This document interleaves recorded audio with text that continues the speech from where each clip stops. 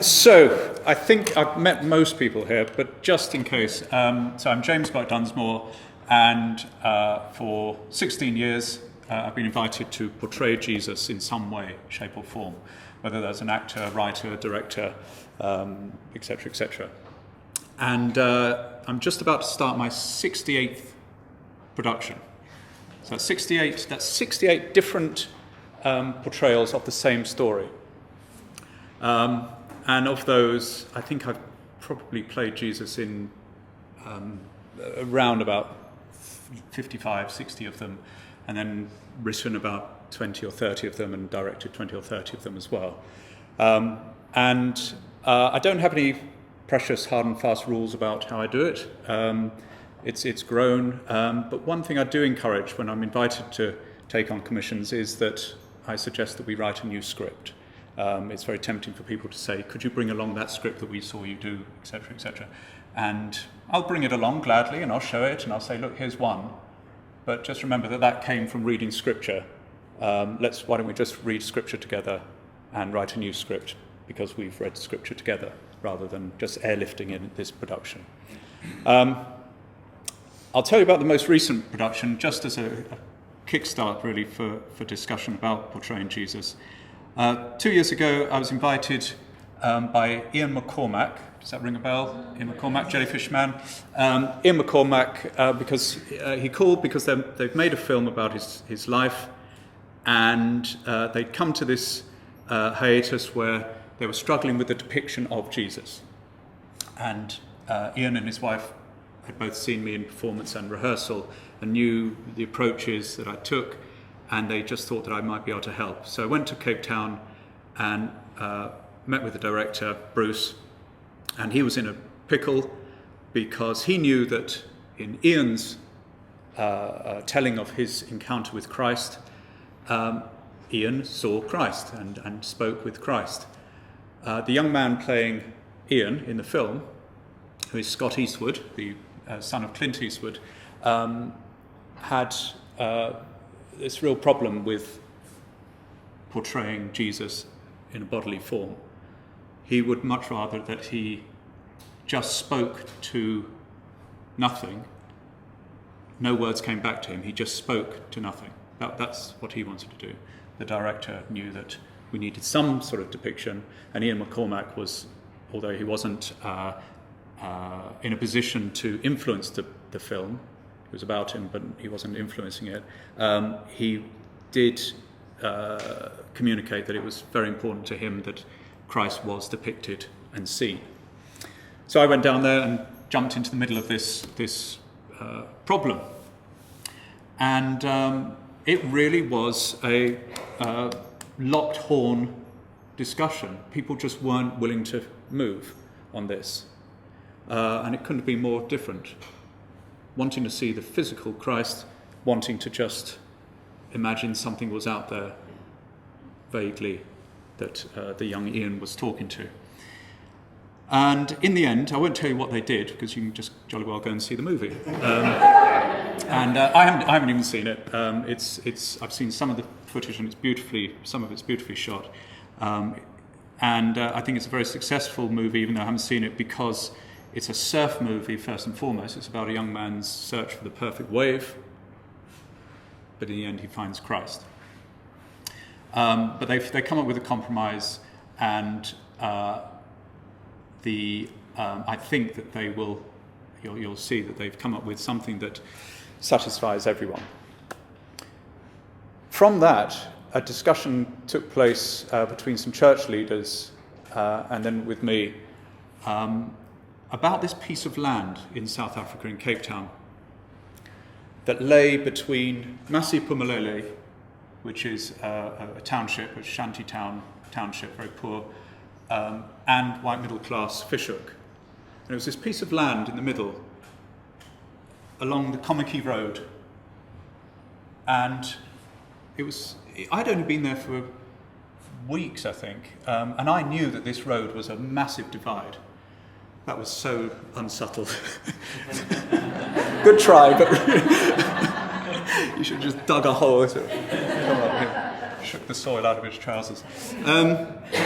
So here was this divide between these two societies, groups, peoples, and the Komiki Road and this piece of land, this piece of scrub.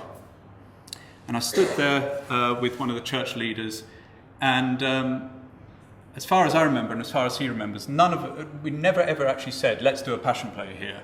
We both just spent a lot of time looking at each other and smiling and going, We knew what was required. And so within a very short amount of time, I was invited back, and we put on a production that was very much about bridge building. Masipumalele, a town that was built for 4,000, now populated by 38,000, and struggling. There's no police there. It's kangaroo courts, it's brutal, and it's growing, and it's I get the numbers mixed up, but I think it's 94% black South African. You've then got Ocean View, which is 98% coloured, so that's mixed race, and then you've got Fishhook, which is 80-something% white middle class. And Ocean View is displaced people. They were shifted from somewhere else because they wanted to build some nice, rich houses. And these three people don't talk to each other very much. They work as servants for the white people, or they trade drugs or prostitution, but there's not a lot of interaction between them. The churches are very separate from each other, and there are hundreds of churches, very small, and they don't communicate much. But there was this underground thing growing. Particularly there were these 28 churches that in some way or another were engaged with some sort of unity. And that's what I felt like I was stepping into.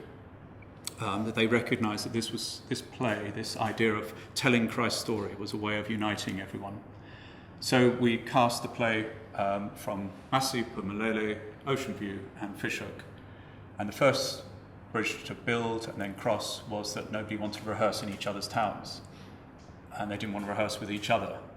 And that's when all the gossip and the stories about each other came to the surface. And that was the first thing we had to face, was why these people are so separate from each other, and do they even want to ever communicate with each other?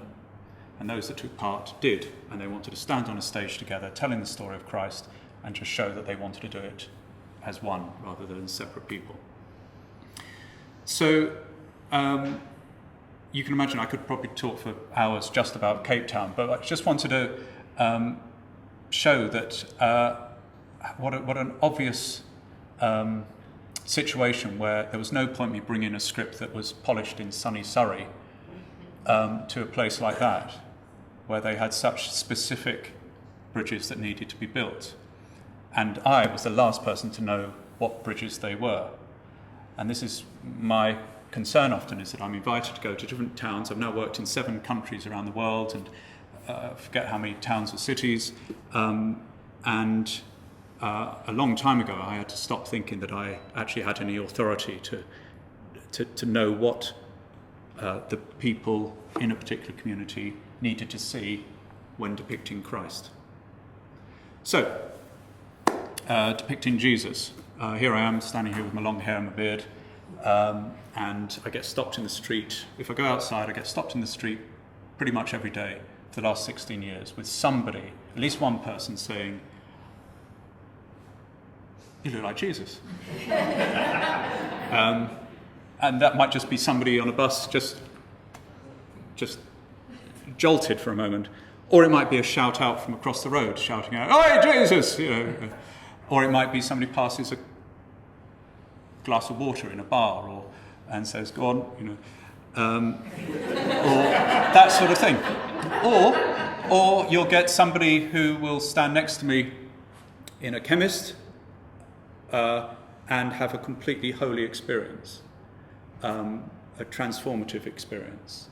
A woman who had gone through such brutal treatment in her life, had recently gone to a church, started her new relationship with people and with Christ, and suddenly she was standing next to somebody with long hair and a beard, and something happened. And I just stood and we talked, and it was a great moment for her to be able to imagine that Christ is not just somebody in a book or in stained glass windows, but was flesh, and suddenly she felt like he was part of her life.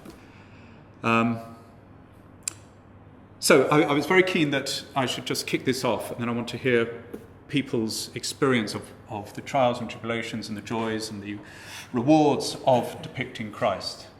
I don't think we need to discuss, should we depict Christ? I think everyone here is here because we want to depict Christ. We know that we're in a culture that for a long time didn't depict Christ, and I still do get people who say to me, I'll never come and watch you because nobody can ever get it right. Franciscan monk said that to me once, and he's quite right. For him, he doesn't need to see Christ. He's experienced Christ enough in Scripture and will continue to do so, and through prayer and in his life. But I think we're sitting here because we like to see the impact of the physical Christ walking amongst people.